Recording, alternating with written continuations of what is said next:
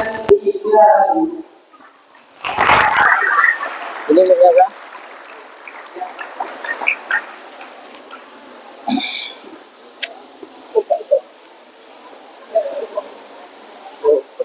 Hanapu. Ustaz. Toh.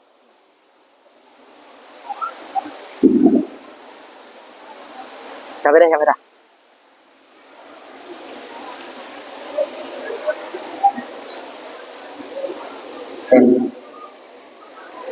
Selamat pagi. Apa kabar?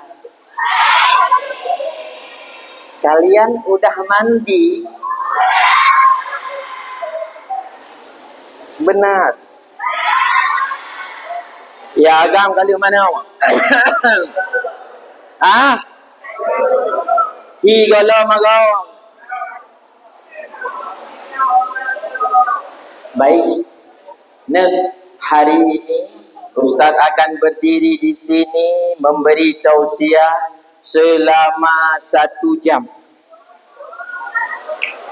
Okey.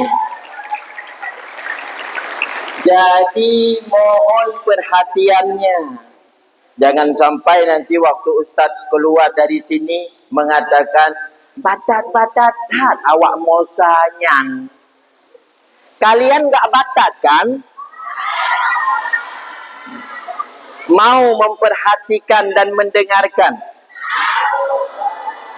Masa seganteng ini dicuekin? Masya Allah. Okey, siap. Assalamualaikum warahmatullahi wabarakatuh.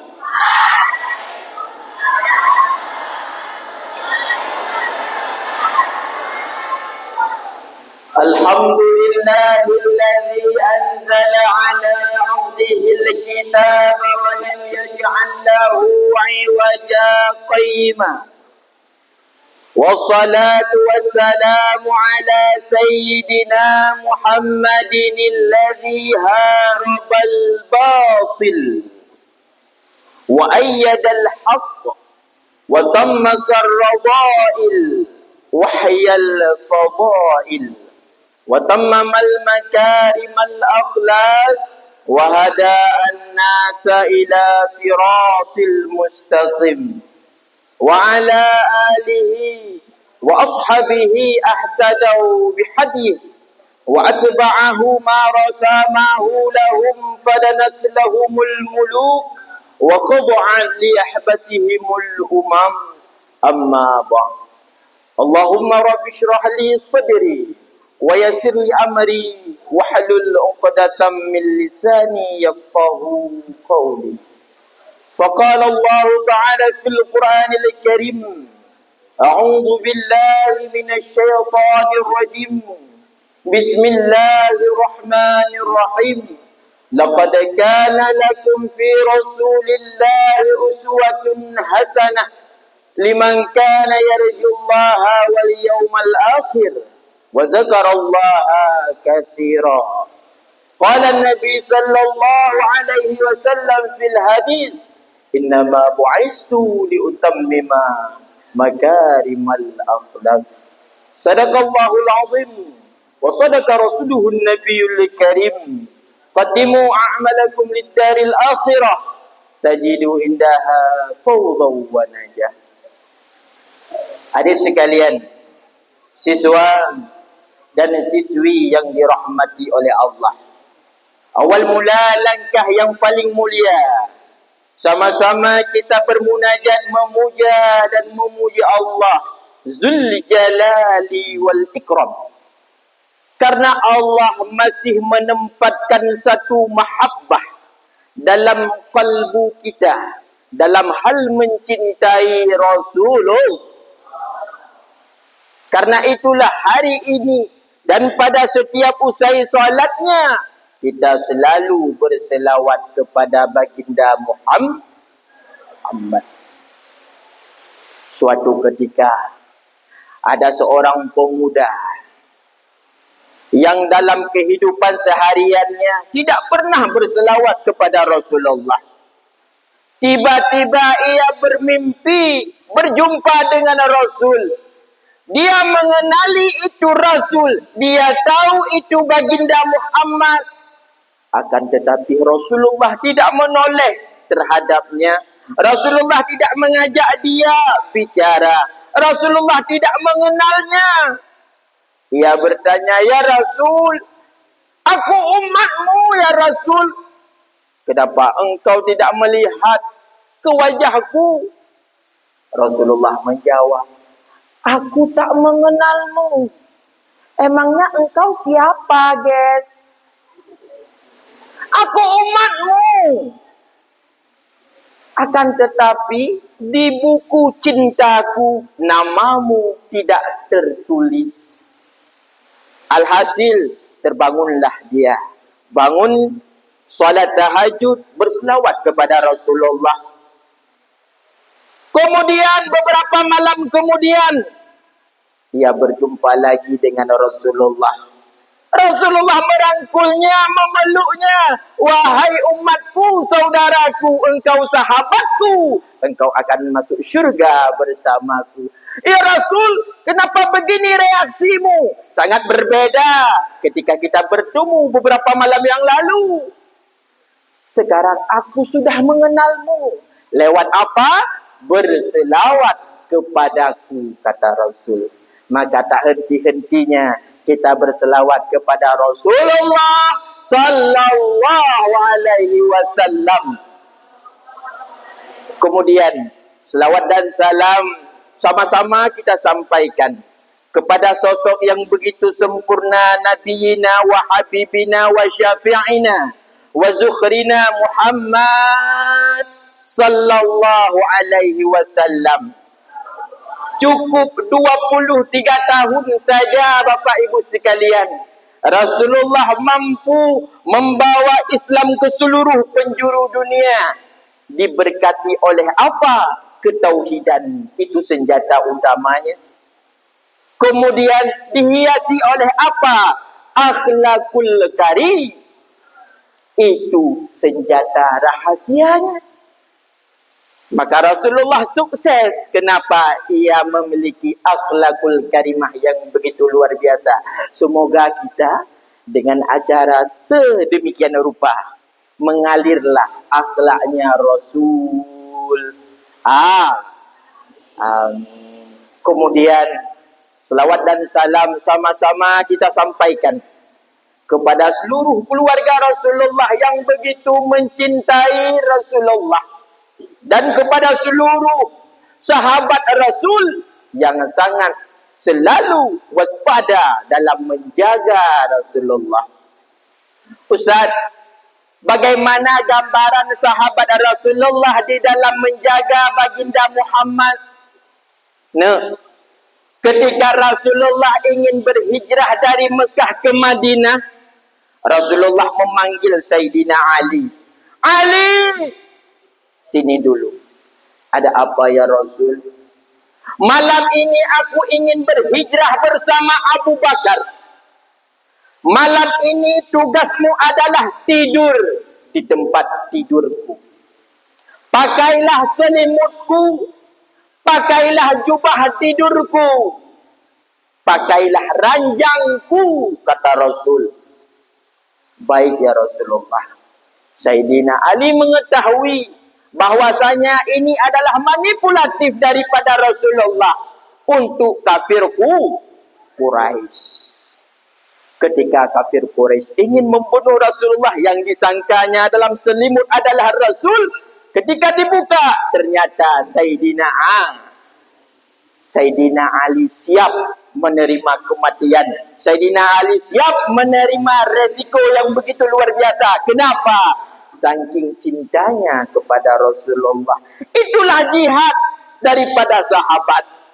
Kalau jihad kita sekarang apa di modal bangsa ini? Cukup dua saja. Pertama, belah. Kedua, belajar. Yang ketiga, Ustaz, belah. Keempat, Kelima, keenam, itu tahu. Kalau ustaz tanyakan kepada ibu-ibu guru, anak-anak sekarang ngapain? Tidur. Lagi. Terus tidur. Terus ngapain lagi mereka, Bu? Tidur, sahai. Yang keempat, masih tidur. Makanya kita ini kurang sukses nih. Kenapa? Asik di kamar tidur, di kelas tidur, sambil ngopi tidur, di WC tidur, di hamam tidur, sambil mengumpat tidur.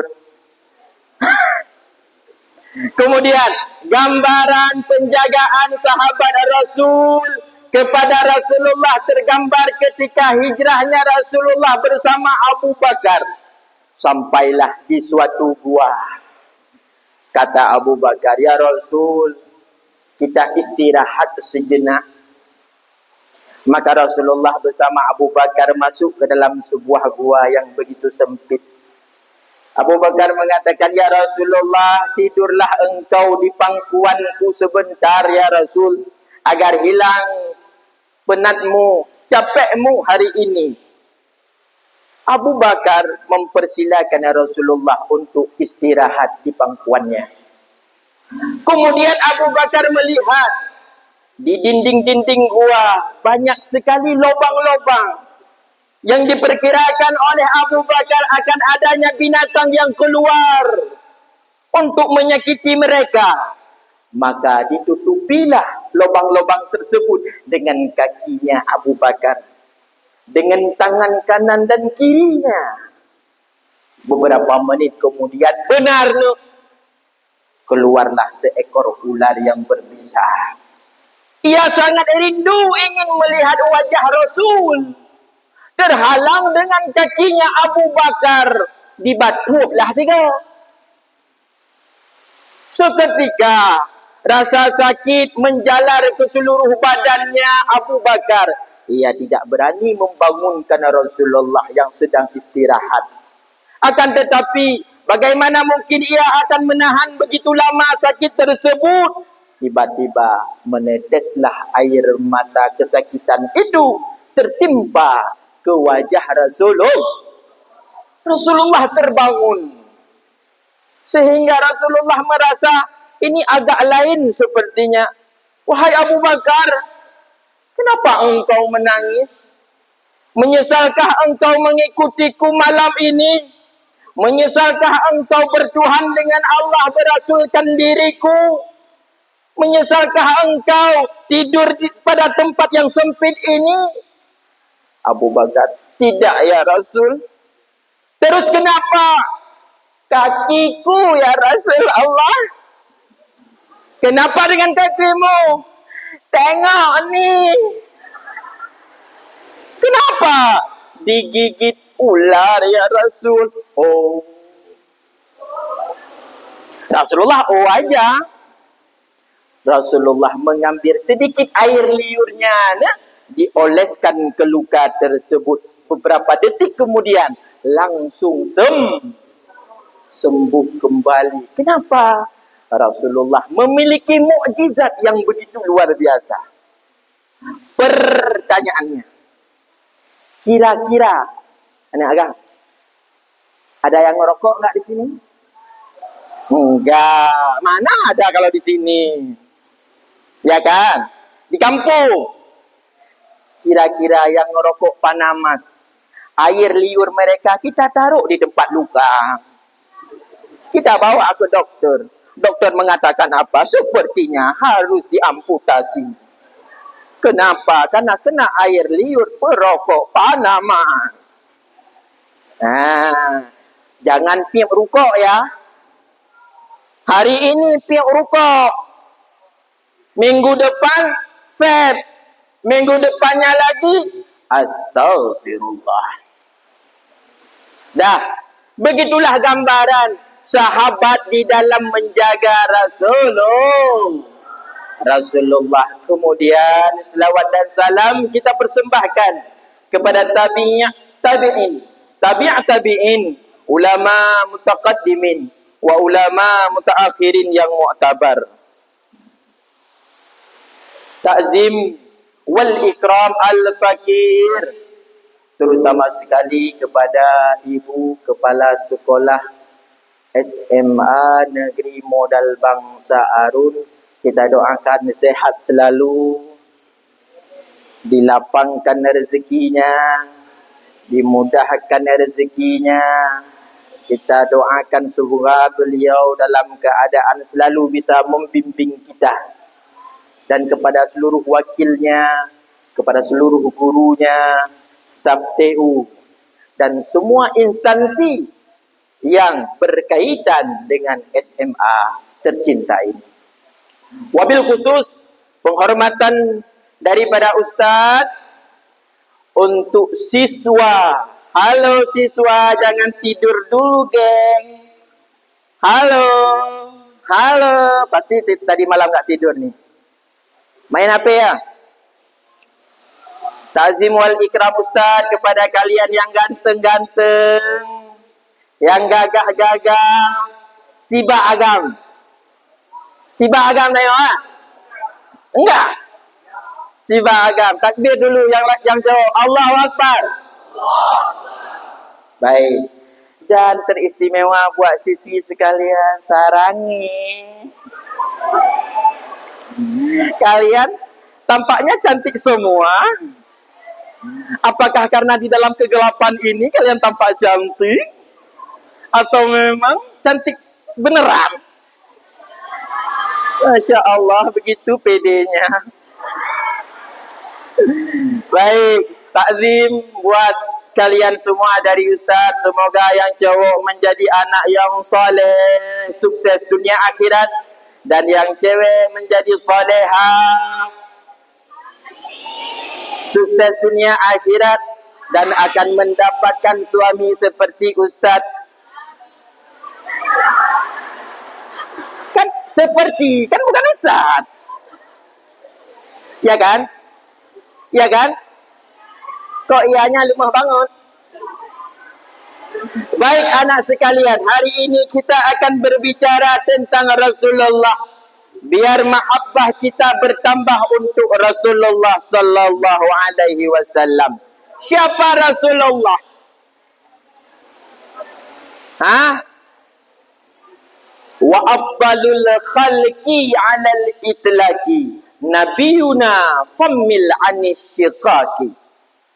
Artinya Ustaz, makhluk yang paling sempurna alal itlaqi secara universal. Makhluk yang paling sempurna secara menyeluruh. Nabiuna, Nabi kita Muhammad sallallahu alaihi wasallam. Nah, selain daripada Allah adalah makhluk. Ma siwallah, selain daripada Allah, mandum makhluk. Termasuk syurga, makhluk. Neraka, makhluk. Dunia ini ciptaan Allah. Dan Rasulullah pun adalah ciptaan Allah. Maka ternyata wa afdalul khalqi, seafdal-afdal ciptaan. Ciptaan Allah kan banyak. Tetapi ternyata yang paling sempurna tok Rasulullah. Maka apabila kita bandingkan sekarang, tolong jawab. Siapa lebih sempurna Rasulullah dengan seluruh isi dunia ini? Siapa lebih sempurna antara Rasulullah dengan syurga, dengan neraka, dengan arash, dengan kursi? Ini penting. Ternyata etikat ahli sunnah wal jamaah secara keseluruhan cuma Rasulullah yang paling sempurna. Ustaz, bagaimana gambaran kesempurnaan Rasulullah? Rasulullah itu sempurnanya bukan hanya di ilmunya saja, bukan hanya di mata Allah, akan tetapi secara fisik Rasulullah paling sempurna. Kita berbicara bagaimana fisik Rasulullah.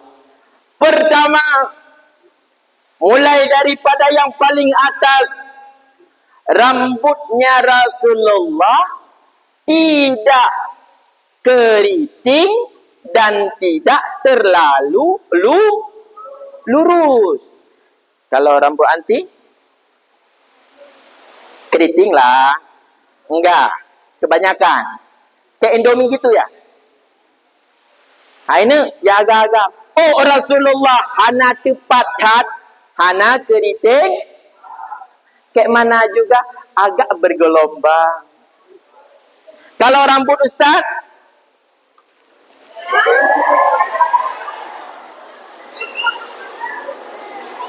rambut Ustaz lurus dari sananya. Seperti rambut jungkok.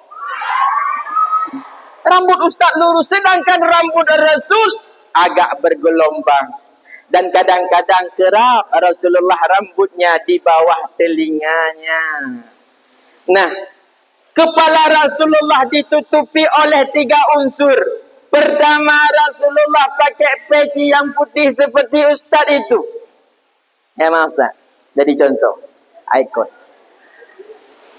Yang kedua, setelah Rasulullah pakai peci, Rasulullah memakai surban. Tahu surban? Yang dipalit-palit itu. Ya. Kemudian Rasulullah mengambil rida, membukanya seperti jilbab, ditaruh lagi di atas surban. Maka kepala Rasulullah yang begitu mulia ditutupi oleh 3 unsur.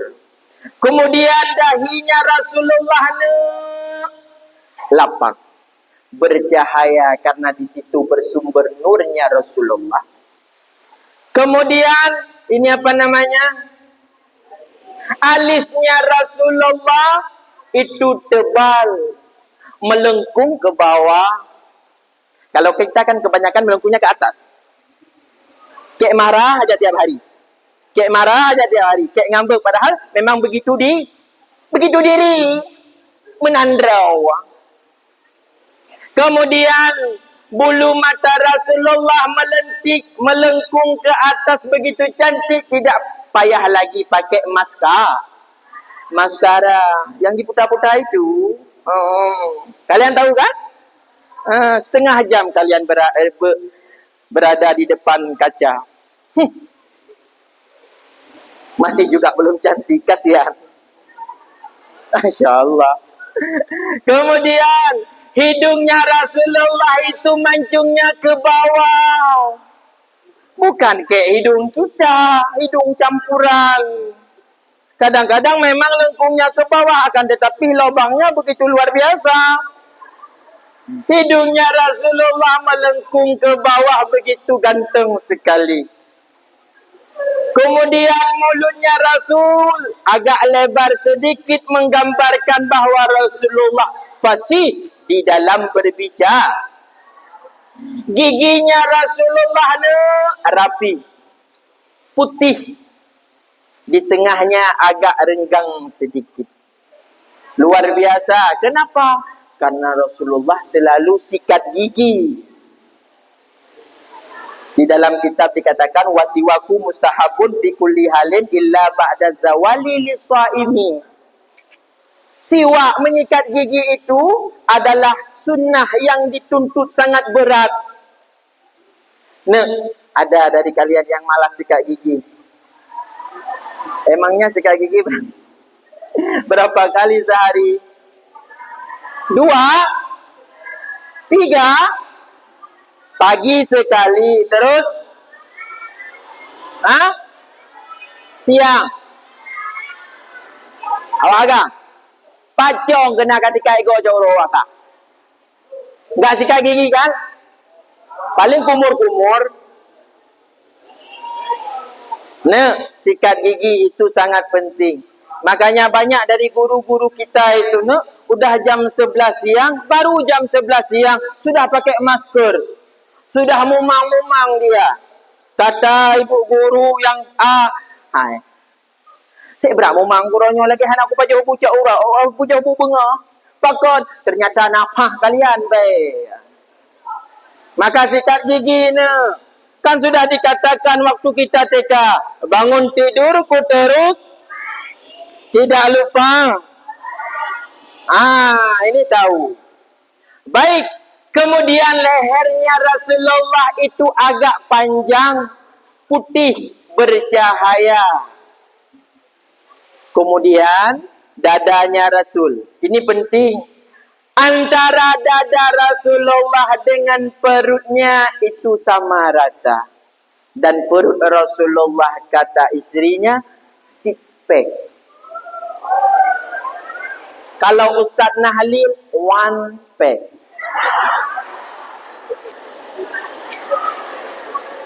Ya, six pack. Ustaz Zikrillah dulu six pack banget. Setelah nikah, one pack. Makan, tidur, makan, tidur, makan, tidur. Ya, nggak boleh begitu. Harus ada olahraga. Jadi Rasulullah itu olahraganya apa? Berkuda. Rasulullah olahraganya apa? Rasulullah olahraganya apa? Bergulat. Ya, pernah ketika itu Sayyidina Ali mengatakan begini nih. Ini saking luar biasanya Rasulullah, Bu. Ya Rasul, seandainya bumi ini ada tangkainya, sungguh akan kupegang tangkai tersebut, akan kulempar bumi ini kemanapun yang aku hendaki. Dalam artian dia mengatakan sangat kuat. Sayyidina Ali begitu luar biasa. Kenapa engkau mengatakan sedemikian rupa, wahai Ali? Ya Rasul, sepertinya tidak ada lagi yang terlebih kuat daripada kalangan kita selain diriku. Kata Sayyidina Rasulullah menjawab, wahai Ali, masih ada orang yang lebih kuat darimu. Di mana ya Rasul? Datanglah ke belakang bukit tersebut. Engkau setiap malam akan menjumpai dia. Maka datanglah Sayyidina Ali pada malam itu, kira-kira jam 9 malam. Berjumpalah dia dengan sosok yang gagah perkasa yang memakai masker menutupi wajahnya. Sayyidina Ali mengatakan, hai lelaki, sepertinya engkau yang disebut oleh Rasulullah paling kuat. Aku akan bergulat denganmu. Aina. Baru beberapa langkah saja, Sayyidina Ali ambruk jatuh. Bangun lagi Sayyidina Ali, maju, ambruk jatuh lagi. Malam besok, kata Sayyidina Ali, okay, no problem. Malam besok lagi ya, pray-na. Malam besok Sayyidina Ali mempersiapkan tenaganya. Baru beberapa langkah, langsung dia terjatuh lagi. Sayyidina Ali mengakui, wahai seseorang di balik jadar, siapakah engkau? Hari ini, malam ini aku mengakui aku kalah darimu. Siapa engkau? Bukalah cadarmu, Aisyah. Bukan itu ceritanya, itu lain lagi. Maka dibukalah cadarnya. Siapa di balik topeng itu nah? Rasulullah. Tersipu malulah Sayyidina Ali. Iya, Rasul ada. Lumayan, hai Rasul, hai. Kan aku cuma bercanda. Kok Rasul beneran? Malulah dia. Maka intisarinya apa nih? Di atas langit masih ada lah. Jangan pernah kita berpikir, aku yang paling cantik. Aku yang paling gagah. Aku yang paling pintar. Tidak. Di atas langit masih ada langit. Kita senantiasa harus selalu tawadhu, rendah diri. Jangan iri, jangan congkak, jangan som. Baru aja juara 5 di kelas. Langsung naikkan story IG kan. Alhamdulillah dapat juara 5. Orang juara 1B aja. Kita baru juara 5. Alhamdulillah. Bukan tidak boleh bersyukur. Tapi ingat. Jangan sombong. Paham? Kemudian tinggi badannya Rasulullah tidak terlalu tinggi, dan Rasulullah pula tidak terkategorikan kepada pendek. Akan tetapi ketika Rasulullah berjalan bersama sahabatnya serta orang lain, tetap saja Rasulullah yang paling nampak, tetap saja Rasulullah yang paling tinggi. Paham? Baik, itu kemuliaan serta kesempurnaan daripada ciri fisiknya Rasulullah. Rasulullah cukup ganteng. Nabi Yusuf ganteng, akan tetapi perbedaannya sangat jauh. Nabi Yusuf ganteng diibaratkan sebagai bulan purnama, akan tetapi Rasulullah gantengnya diibaratkan seperti matahari silau ketika kita memandangnya. Sallu ala Nabi.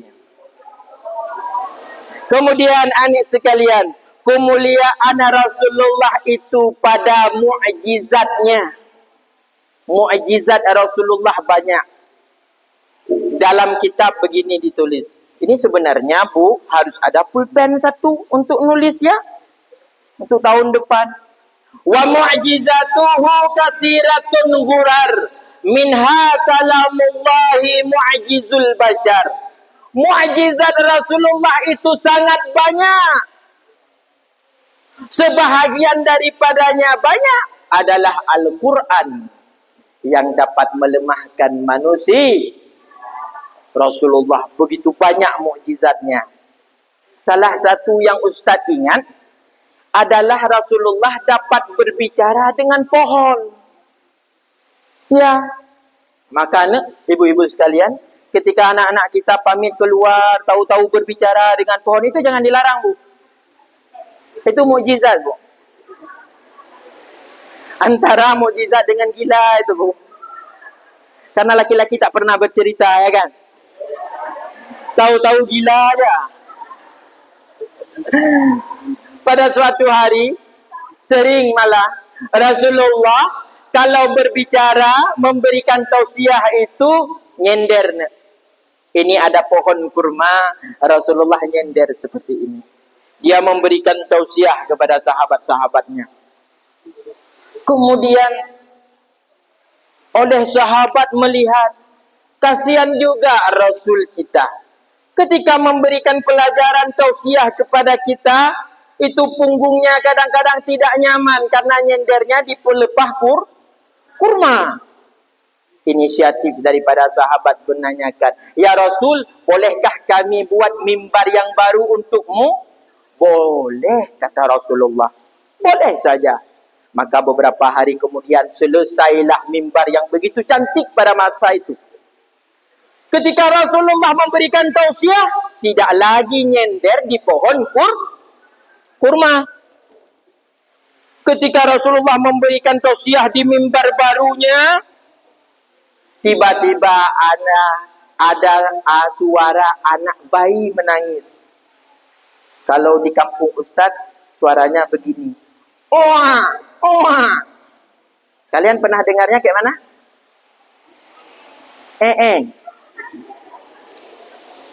Itu kan tokek. Kalau anak cowok dengarnya kayak mana? Mbe. Itu kambing bodoh. Wah, wah. Para sahabat merasa terganggu. Ini bayi siapa tidak dijaga? Masa Rasulullah sedang memberikan pelajaran tausiah, anaknya tidak dijaga dengan baik. Rasulullah turun dari mimbarnya mengatakan, "Wahai sahabatku, itu bukan suara manusia, bukan suara bayi, melainkan suara pohon kurma yang menangis. Dia kecewa kepadaku." Rasulullah mendatangi pohon kurma tersebut. Ia jongkok ngobrol dengan pohon kurma. Kemudian beberapa saat Rasulullah kembali kepada sahabat. "Ya Rasul, tidak ada suara lagi." "Iya, sudah kuberikan susu." "Maksudnya ya Rasul, pohon kurma itu ngambek. Kenapa? Karena dulu kita selalu menggunakan dia untuk menyender ketika memberikan tausiah. Hari ini kita telah ada mimbar baru. Dia marah, kecewa padaku. Ya Rasul, teganya engkau tidak menggunakan aku lagi, kata pohon kurma. Maka Rasulullah mengatakan, kuberikan dua pilihan untukmu. Pertama, engkau akan tumbuh tidak pernah mati sampai dengan hari kiamat. Yang kedua, engkau akan tumbuh di surga bersama denganku. Kata pohon kurma, Rasul, aku ingin hidup bersamamu dalam surga hingga dia tidak menangis lagi. Maka inilah mukjizat Rasulullah. Kemudian kemuliaan Rasulullah selain daripada mukjizat apa? Dapat memberikan syafaat.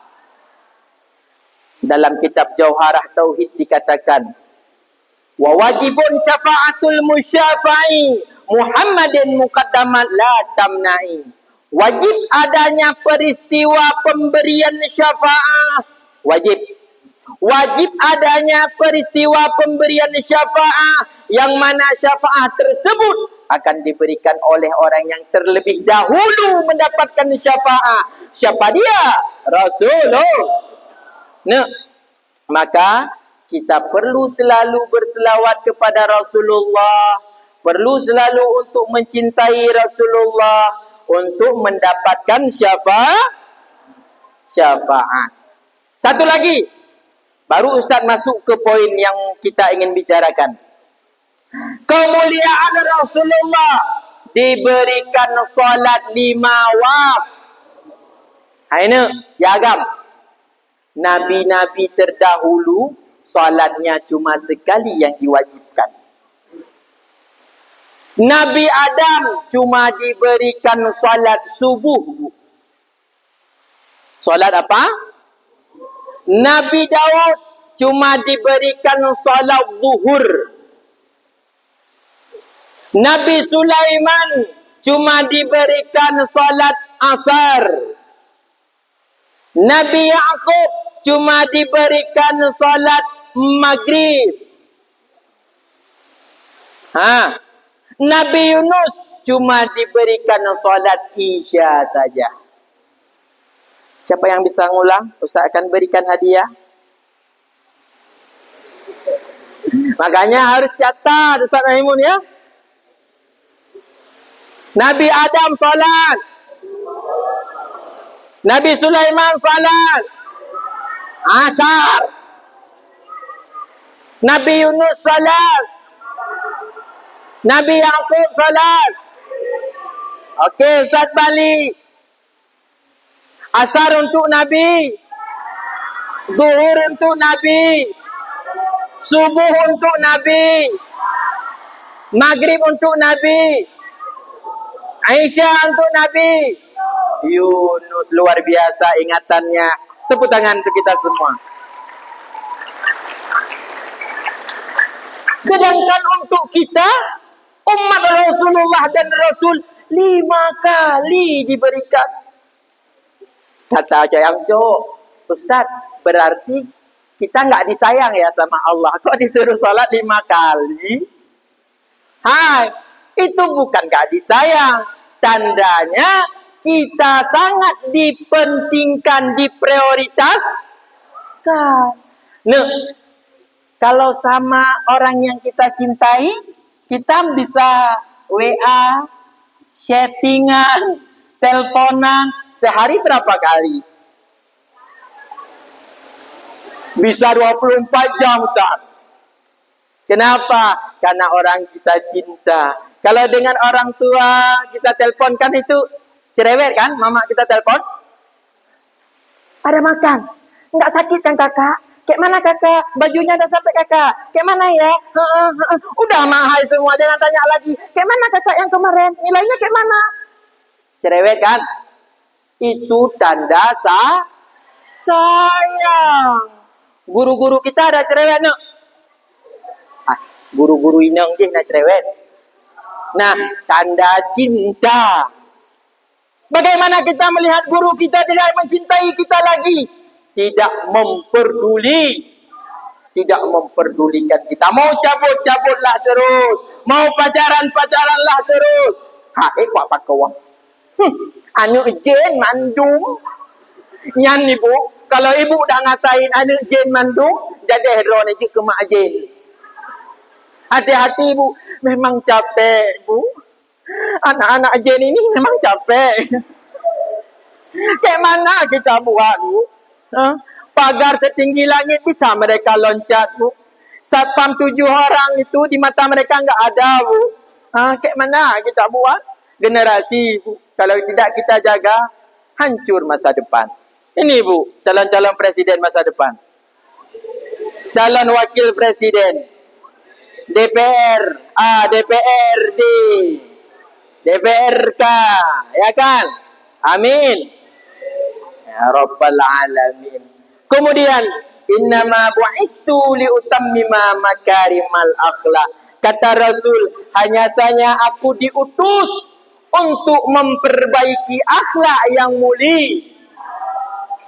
Maka, Ustaz mau tanyakan. Nah, ini di cowok dulu ya. Cewek pura-pura nggak dengar. Hai. Misalnya ada seorang cewek, cantik banget. Cantiknya kira-kira kayak Gaby Rose lah. Itu pura-pura nggak tahu tuh. Cantiknya kira-kira kayak gitu. Tapi nggak sholat. Kalian suka? Nggak mau puasa. Nggak ada ilmu. Bahkan tiap malamnya itu dia live streaming di TikTok. Ayo kasih gift, ayo kasih gift. Dia silap terus. Ya. Bukan nama kalian usah ngomong. Sama cowok. Kira-kira mau nggak ada cewek seperti itu? Enggak. Berarti bukan cantiknya saja, akhlak dan ilmunya yang pertama. Sekarang kalian tutup kuping. Nah, ada cowok ganteng kayak Ustaz misal. Ustaz sekarang umurnya 34, walaupun nampak 24.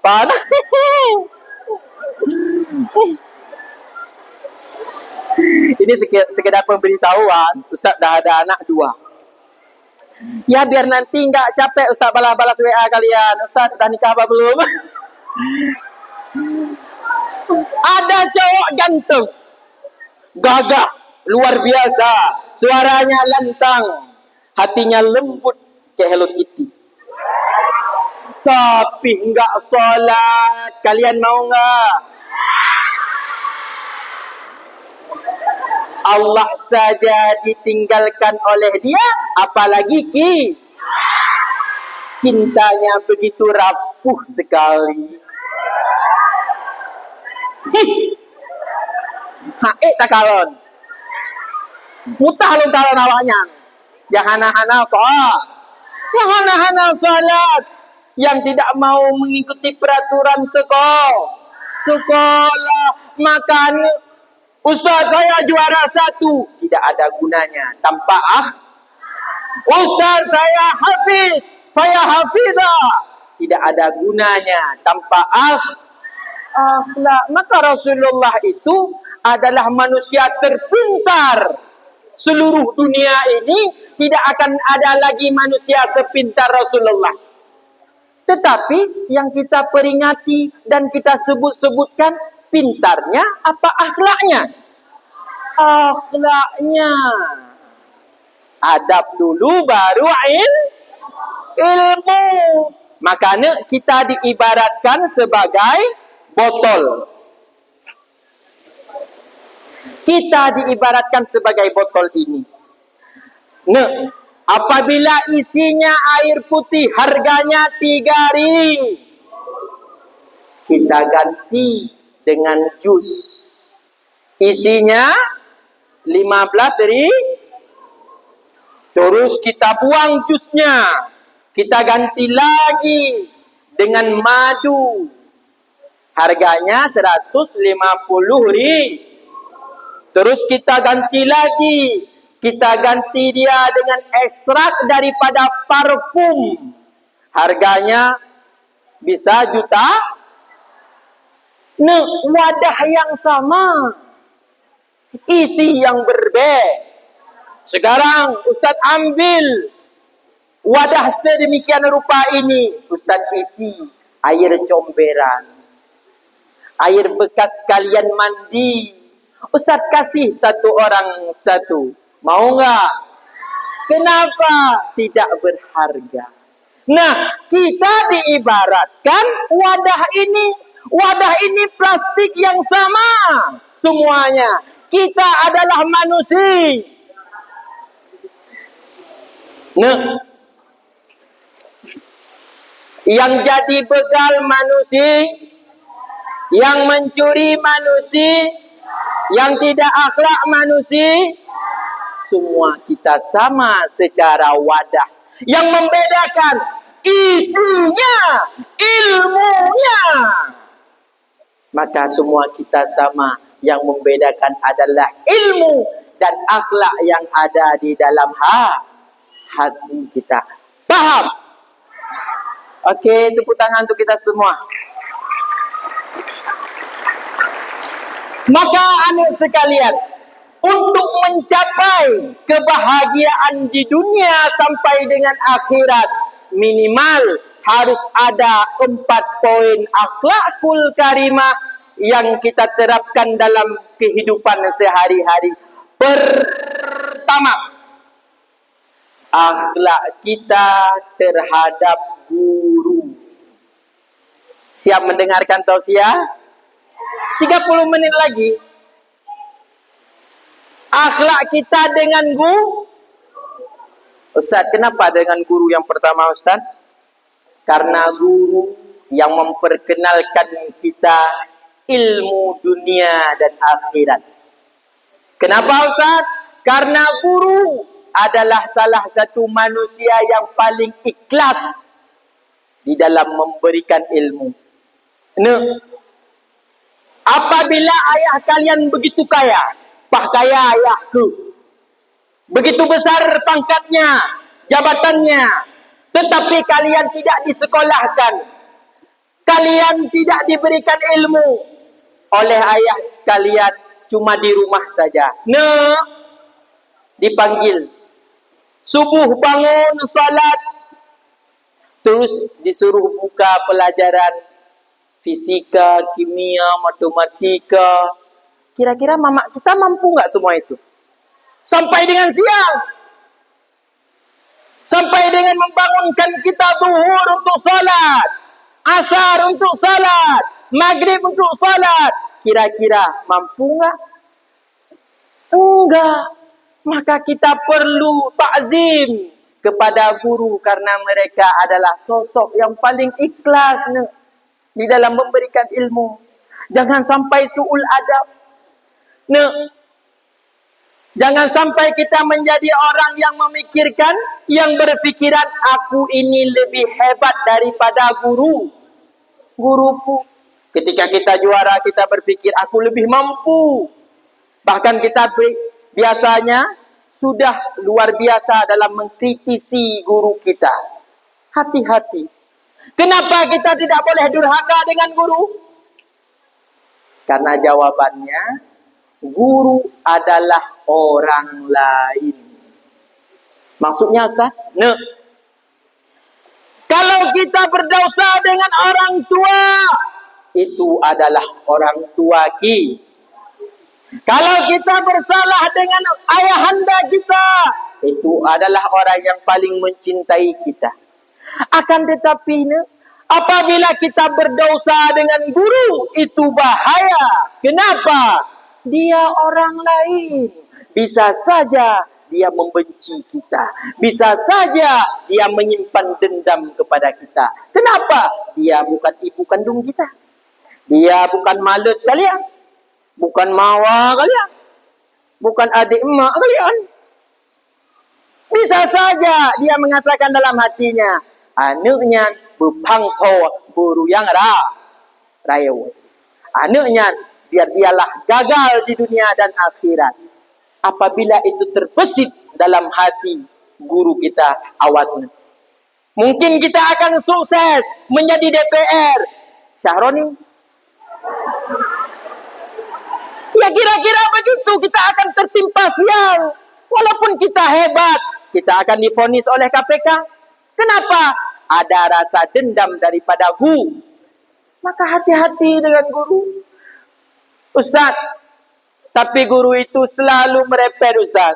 Udah setiap masuk kelas dia nanya ini, nanya itu kursinya kenapa begitu, itu kenapa mana absennya, ini kenapa begini, kalian nggak becus ya, kotor sekali kelas ya Allah.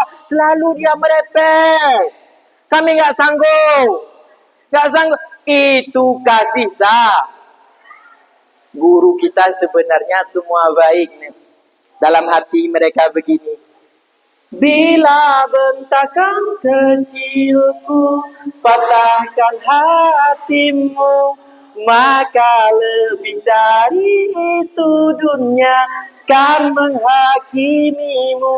Ku bentuk dirimu menjadi engkau hari ini. Kau harus kuat, kau harus hebat, permata hatiku. Itu ungkapan hati dari guru-guru kita. Tepuk tangan untuk guru-guru kita. Yuk, satu ya. Satu kali saja. Rame-rame bersama. Terima kasihku ku ucapkan. Tengok sana semua. Pada guruku, ilmu yang berguna,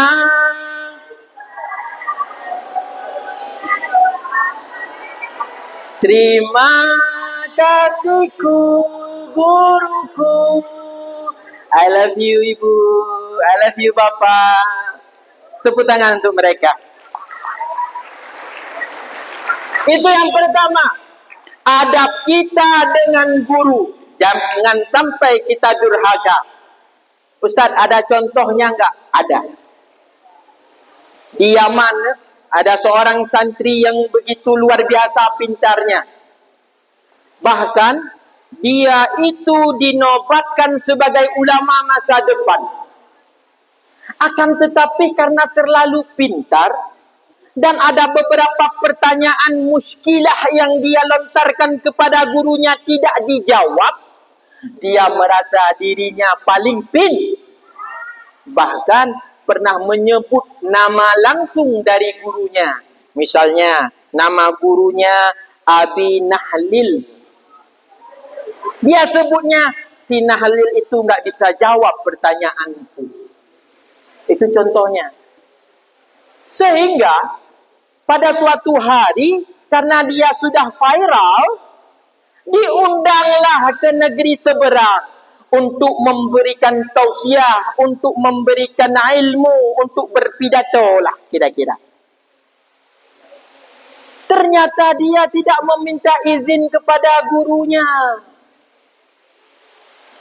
Sewaktu gurunya mengabsen, Abdullah, hadir Ustaz. Aminah, hadir Ustaz. Rukaya, hadir Ustaz. Sampailah kepada nama dia, tidak ada yang menjawab. Ustaznya menanyakan, kemana si Fulan? Kemudian ada beberapa sahabat yang memberanikan diri. Wahai Ustaz, si Fulan telah keluar komplek Ustaz. Kemana dia? Memberikan tausiah Ustaz. Di mana? Ke Langsa umpamanya. Dia tidak meminta izin kepadaku. Kayaknya enggak Ustaz. Ustaznya diam sebentar. Kemudian dia mengatakan, biarlah raganya keluar dari kompleks ini, biarlah raganya keluar dari kelasku ini, akan tetapi ilmunya insya Allah tetap di sini. Apa yang terjadi di seberang sana anak sekalian? Ketika dia mau membuka buku, kitab, ketika dia membuka laptopnya, yang dia teringat cuma dua. Assalamualaikum warahmatullahi wabarakatuh. Dengan alhamdulillahi rabbil alamin. Wassalatu wassalamu ala rasulillahi.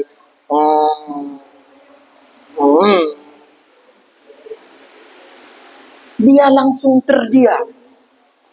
Tiba-tiba matanya melotot. Ada seorang ustaz lain di situ memperhatikan dan menghampiri dia. Ustaz, kenapa? Ada apa? Saya enggak tahu. Memangnya ustaz dari mana? Dari daerah sana, dari kompleks sana, dari perguruan sana. Kenapa tiba-tiba diam begini, ustaz? Semua yang ada di hati dan fikiranku hilang seketika. Aku tak tahu masalahnya apa. Oh, mungkin anda tidak meminta izin kepada guru anda? Iya, silahkan pulang minta maaf. Dia gengsi ne. Aku tidak mau minta maaf. Aku tidak mau pulang. Malu katanya. Apa yang terjadi ne? Ilmunya benar-benar hilang. Dia jadi gembel. Bahkan konon katanya meninggal di pasar. Tidak ada yang mengurusi jenazahnya. Begitu dihinakan oleh Allah. Makanya ketika pulang, ketika habis jam pelajaran, ibu-ibu mohon berada di depan pintu. Salami mereka satu persatu. Waktu pulang, jangan keluar dulu. Salami guru terakhir dulu, paham? Bilangnya, Bu, Pak, Ustaz, saya minta maaf mungkin dalam 1 jam ini saya bersalah. Dan satu lagi, mohon doakan kami. Cuman itu yang kita perlu dari guru. Doa dan keberkahan daripada mereka. Dan ketika kita bersalah, jangan lupa meminta maaf. Jangan malu. Paham ini? Ini penting loh. Ini penting. Dan sangat penting.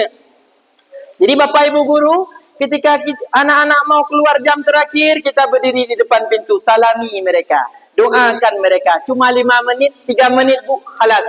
InsyaAllah di situ letak berkahnya. Amin ya Rabbal Alamin. Kemudian adab kita, akhlak kita terhadap teman. Ini paling penting. Ini khususnya buat laki-laki sepertinya. Kebanyakannya laki-laki.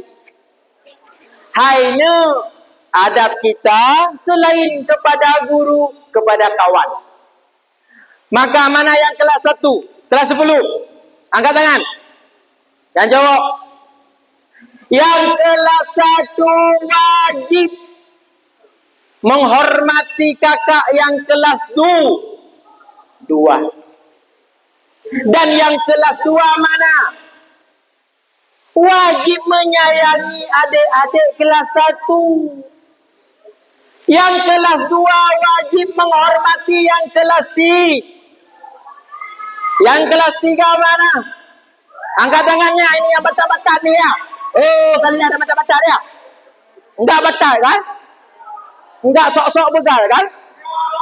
Ngan kilau kupe. Wajib menyayangi adik kelas 2 dan kelas 1. Jangan kalian bully. Karena kita kadang-kadang gini, menghina visi. Itu paling kan? Tidak gaib hitamnya. Klaim. Kayak gitu kan? Haim daru pika. Kita sering menghina fisik orang. Itu tidak boleh. Yang cewek pun sedemikian rupa. Karena ada sedikit diberikan cantik oleh Allah. Mengatakan kawannya boning. Keriting. Pendek. Menyeraminit lah. Balsam lah. Kenapa tidak bolehnya? Karena kita diciptakan oleh Tuhan yang sama. yaitu Allah Subhanahu wa ta'ala. Yang ciptaan ti Allah. Sampingnya semua kita diciptakan oleh Tuhan yang sama. Ketika kita membuli sahabat, ketika kita mengatakan hal-hal yang tidak baik terhadap ciptaan Allah, sama saja seperti kita menghina Allah. Kan yang pendek itu dia enggak request, ya Allah berikan aku pendek. Kan yang boneng tidak merequest, ya Allah berikan aku boneng ya Allah. Kan enggak.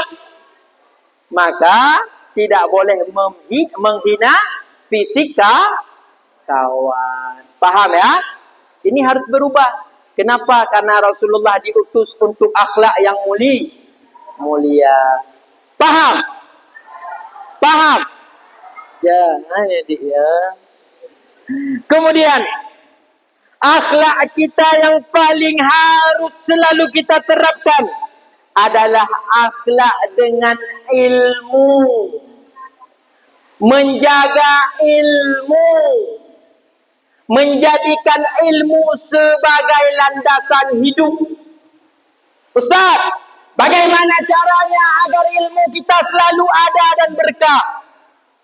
Jawabannya cuma satu. Jangan melakukan dosa besar. Imam Syafi'i pada suatu ketika sewaktu dia masih belajar, datang ia kepada gurunya yang bernama Waqi'. Wahai guru, apapun yang aku hafal tidak bisa aku mengulangnya dengan lancar. Kenapa wahai guru? Waqi' sebagai gurunya menjawab, pasti engkau pernah melakukan dosa. Taubat dulu. Jangan lakukan dosa besar. Nah, yang paling sering kita lakukan apa? Dosa yang paling sering kita lakukan? Zina mata. Karena scroll, ya kan? Ataupun mendekati Allah mengatakan wala taqrabu zina. Jangan dekati zina. Allah tidak mengatakan jangan berzina, tetapi Allah mengatakan jangan mendekati zina. Kenapa? Karena mendekatinya saja sudah diharamkan, apalagi masuk dalam bab zina. Salah satu yang sering kita lakukan pacaran. Tiap malam teleponan. Assalamualaikum. Waalaikumsalam. Bebek udah bobo? Belum. Kenapa belum bobo? Masih merinduimu. Kamu kok belum tidur? Kata yang cowok. Aku tidak bisa tidur tanpa mendengar nafasmu.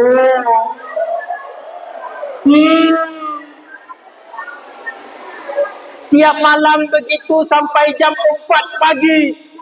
Makanya subuh kecolongan. Datang ke ruangan sekolah, belum sempat mandi. Belum sempat sarapan. Apa yang terjadi? Tertidur kembali. Kembali gaduh, telepon nanti malam. I love you too. Nah, ketika anak cowok ini mengatakan I love you, apa jawabannya? Ada anak cowok nih ngomongnya I love you. Jawabannya apa? Aku tak butuh kata I love you. Aku tak butuh kata I need you. Yang ku mau datangi ayahku. Katakan ku kan lamar putrimu. Kalian ngomongnya kayak gini aja. Kalau kamu mengatakan cinta, Buktikan dengan prestasimu. Buktikan dengan pintarmu. Aku akan menunggumu sewaktu emas 1 gram 6 juta. Nah, be awai dah galak dina mupeng dah. Ustaz, saya punya Pajero, Ustaz. Ya, rayah tu. Ustaz, saya punya iPhone ya. Atau Ustaz, atama ke? Pak Daro, golom. Nah, makanya sekalian ketika anak cowok mengatakan, genggamlah tanganku bersamaku,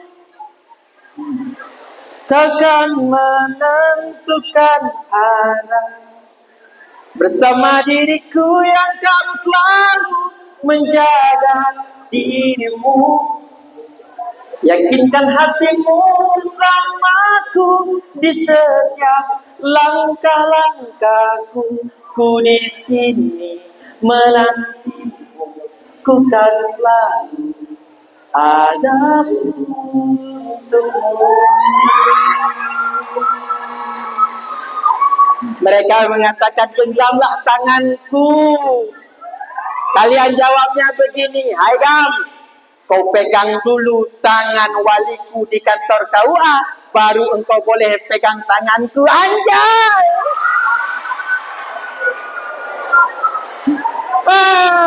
Kalian harus siap dulu nah. Ini walaupun bau-bau kayak gini bunga mawar nih. Walaupun bau-bau kayak gini tetap bunga mawar. Bunga mawar hitam. Baik, maka jangan pacaran, jangan dekati zin. Ustaz, aku selalu dirayu Ustaz. Kata yang cowok begini, dia voice suara tiap malam lewat WA Ustaz.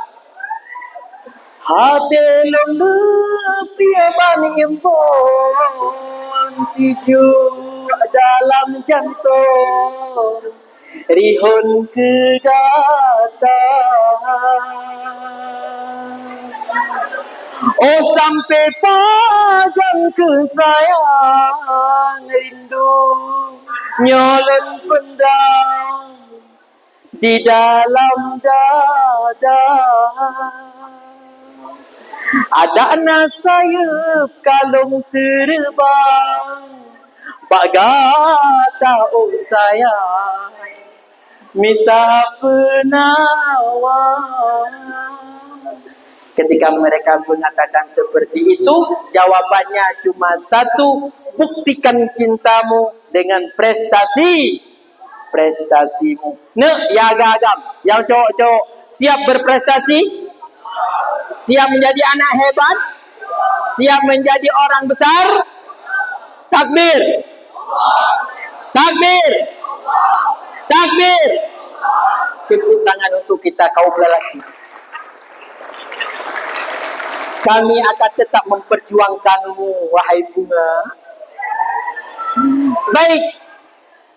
Kesimpulannya, jangan dekati zina. Belajar dulu, prestasi dulu, kuliah dulu, baru cinta-cintaan. Kemudian, akhlak kita terhadap orang tua. Ini sangat penting. Nah, masih seger? Masih mau dengar tausiah? Ataupun Ustaz hibur dulu? Boleh? Pasai dunia firbikum nahwi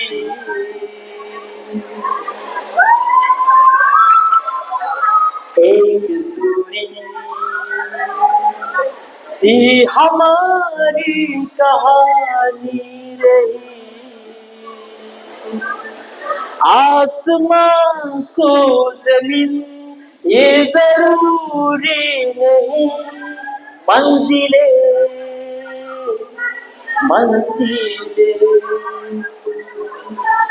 इश्क शर्शा वही जिसको मिलती नहीं जा मिले जा मिले. Ada yang bisa? रंग पे नूर का जब करीब तूना एक जन्नत से तथा ये जहां वारस की रात पे कुछ मेरे नाम से लिख के छोड़ गया तू ना हमारी एक जुड़ी कहानी हमारी एक जुड़ी कहानी. Cukup hai tu kan capek Ustaz nyanyi terus. Baik, poin terakhir untuk mencapai kesuksesan di dunia sampai dengan akhirat adalah berbakti kepada orang tua. Nah, orang tua adalah manusia pertama yang paling mencintai kita. Manusia yang paling sayang terhadap kita. Siapa dia? Ibunda, ayah anda dan ibunda. Nah, ibunda mengandung 9 bulan. Kalau ayah anda kita mengandung setiap hari, di mana dia kandung kita? Di kepalanya. Dalam artian, tidak ada yang lain yang ayah anda kita fikirkan selain daripada masa depan kita. Dia tidak akan pernah hidup tenang dan senang sebelum kita sukses. Ayah agam. Dengar ada pula. Yahkah han akan senang apabila awak draw ke golong sukses. Mumpung bahasa Aceh tak kurang nanti lo. Aduh kau pegang apa? Malek ustaz tak kau undang gop kena kau pegang apa? Mau kampa. Dengar pegang. Baik kira dah hati. Menyuhana urang cik tu sampai dengan detik ini kita belum mengenal Allah.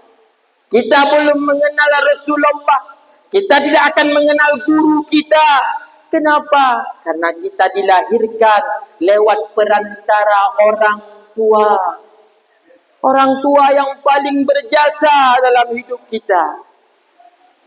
Lembutku kenal kasihmu ibu di dalam hati.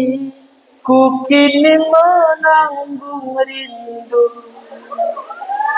Kau tabur kasih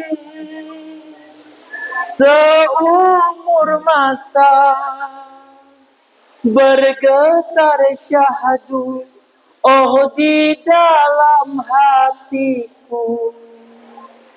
9 bulanku dalam rahimmu, bersusah payah oh ibu jaga diriku.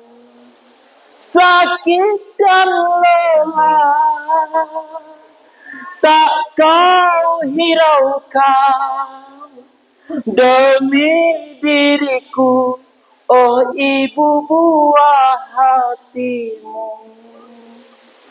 Nah, orang tua kita adalah orang yang paling mencintai kita. Tapi sayangnya, sesekali kita pulang ke rumah, sewaktu kita disuruh cuci piring misalnya, kita mengatakan nanti dulu. Sewaktu kita disuruh bantu mereka, gang, anak agam rijal dia panggil tolong belikan gas sebentar, mama mau masak. Selalu saya yang disuruh, itu jawaban kita.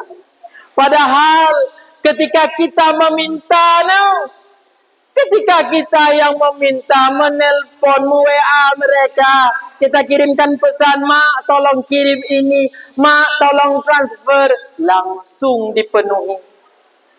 Bagaimana kita akan menjadi anak yang baik ketika dengan orang tua saja kita tidak bisa baik?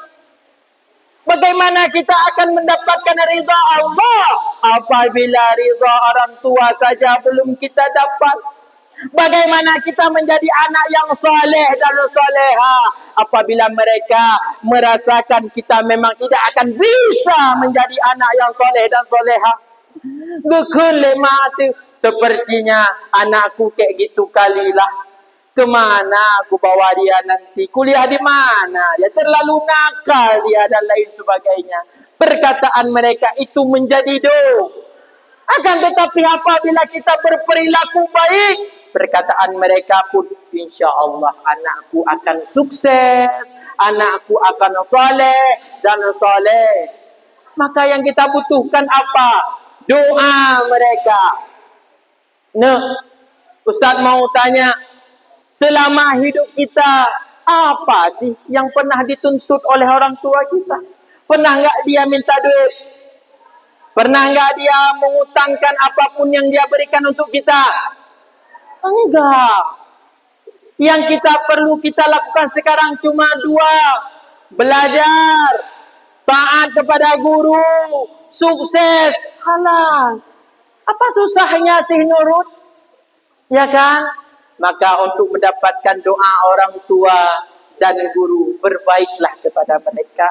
Akhlak diutamakan. Perbaiki akhlak. Mulai hari ini harus ada perubahan.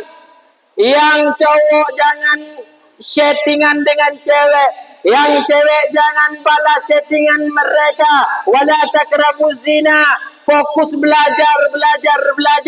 Beberapa tahun sesudah itu kita kuliah. Insya Allah sukses. Dunia akan mengejar kita. Berkat apa? Doa orang tua dan doa guru. Semoga kita semua akan menjadi anak yang sukses di dunia dan akhirat. Dari pihak anak-anak cowok ada yang mau bertanya? Ada? Satu yang cowok, yang cewek boleh satu orang sebelum Ustaz tutup. Ada yang mau bertanya? Hah? Enggak. Udah paham semua? Semoga kita menjadi anak yang sukses, soleh dan soleh dengan 4 terapan. Pertama, akhlak kepada guru. Kedua, akhlak sesama Ketiga, akhlak kita menjaga ilmu. Keempat, akhlak kita dengan orang tua. Semoga dapat kita terapkan dalam kehidupan kita sehari-hari. Dan insya Allah kita akan sukses. Amin. Amin ya rabbal alamin. A'udzu billahi minasyaitonir rajim. Bismillahirrahmanirrahim. Alhamdulillahi rabbil alamin. Hamdan yuwafi ni'amahu wa yukafi'u mazidah. Ya rabbana lakal hamdu kama